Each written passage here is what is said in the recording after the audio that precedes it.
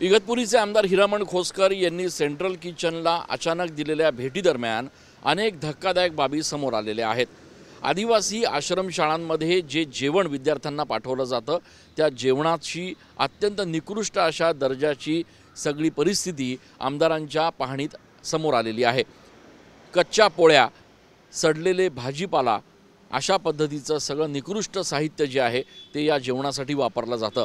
44 आश्रमशाळांमधल्या जवळपास 18,000 विद्यार्थ्यांशी आदिवासी विभाग जीवाशी खेळ खेळत असल्याचा आरोप आमदारांनी केलेला आहे। या संदर्भामध्ये हे सगळं साहित्य घेऊन आमदार हिरामण खोसकर यांनी काल आदिवासी आयुक्तांची भेट घेतली।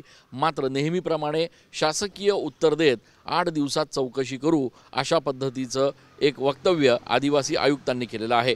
अर्थातच येणाऱ्या 8 दिवसात जर या संदर्भात चौकशी झाली नाही आणि दोषींवर कारवाई झाली नाही तर आमरण उपोषण करण्याचा इशारा देखील आमदार हिरामण खोसकर यांनी दिला आहे।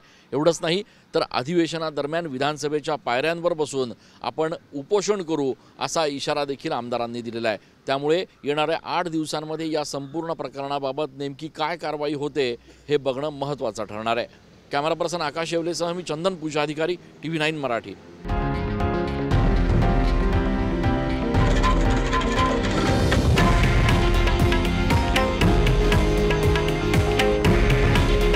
हे आहे देशातील नंबर 1 न्यूज नेटवर्क आणि आपण पाहत आहात TV9 मराठी।